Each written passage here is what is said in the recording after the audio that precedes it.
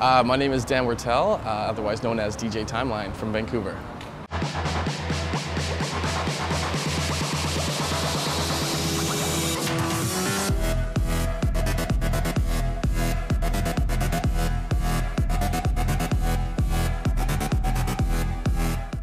I was born and raised in Ontario and lived there till I was 13, and then my family moved up to Whistler, BC of all places.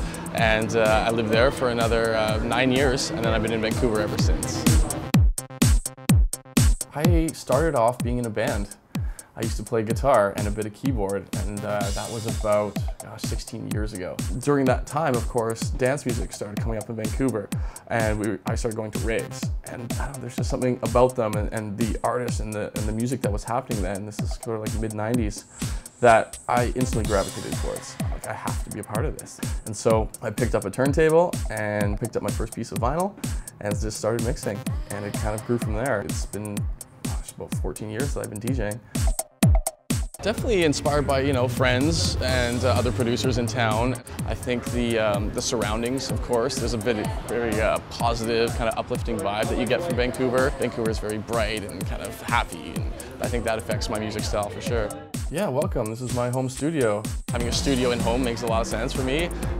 You don't always know when inspiration's going to hit, so being able to wake up and just run into the studio and get your ideas out quickly is important to me. I definitely start around a bass line or melody. I'll have an idea, I'll map it out or play it out, and then I'll really just start designing the sound, really refining that and trying to make it as unique and interesting as possible. And then, there's kind of always that moment where all of a sudden it all clicks and all comes together super nice, and I'll just jump out of my chair and be like, okay, there it is, that's the song. And then, the rest of the framework just gets built around that. It's actually part of being a snowboarder and doing the contests, like going out and doing the circuit, got me into Vancouver and got me into other cities around BC. I was totally exposed to a new world, essentially. Successful DJ is 100% based around the music they produce. There's no real big DJ today who can get away with just being talented technically on turntables. If you can write the good music, the technical aspect of DJing can come quite easily. We're known for our sushi, of course, and there's so many good places here, but there's one kind of somewhat of a hidden gem or underexposed place, and it's called Bistro Sakana, and it's just absolutely my favorite. I'd say other than that, Hawksworth is a staple. It's known as being one of the best, and there's a reason for it. Favorite show I've played? It's hard to pick because I've played a lot, but two of them definitely jump out. I got to open up for Eric Prydz last year. It was really exciting to get to play for him. The second one, for sure, is a headlining gig, was our anniversary, our 1-year anniversary of Celebrities Playhouse, which is my residency every Saturday. And just the fan base that we built around that night is incredible. We did extra production that night. We even had a CO2 gun, which was a lot of fun.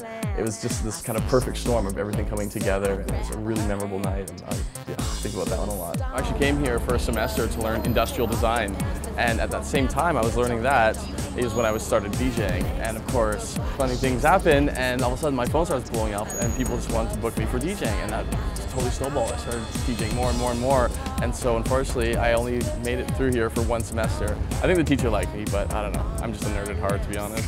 First rave, 94, I think. They were small and they were very illegal. They were still a lot of fun, and it was something brand new. It's so different because the raves then, you couldn't get most of the music that was played there, you know what I mean? So you just kind of were there to enjoy it and let them teach you what was good. Whereas now, you can pull out Shazam and you can have that song in 10 seconds, you know what I mean?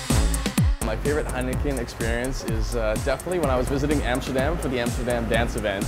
And it was my first time in that city, so of course the first thing I wanted to do is go and have a Heineken in Holland. And oh man, that thing was so fresh. I have never had one taste that good, that cold, that frothy before. It was absolutely perfect, and I still, to this day, I remember how good that one Heineken really was. Having Heineken start to sponsor artists is great. Coming from a snowboarding background where I was sponsored for my clothing and my snowboards, that helped me because I was able to focus on what I was good at.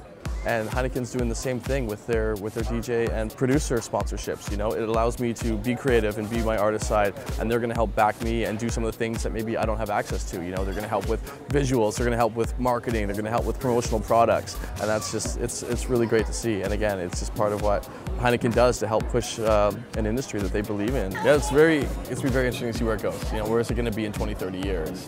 You know, it's you know, right now obviously it's everything. It's pop music basically. You know? And we'll see how it sustains over time. I enjoy the creative process of writing music so much that I will just keep doing it. I think probably forever. You know, I always have ideas. I need to get them out.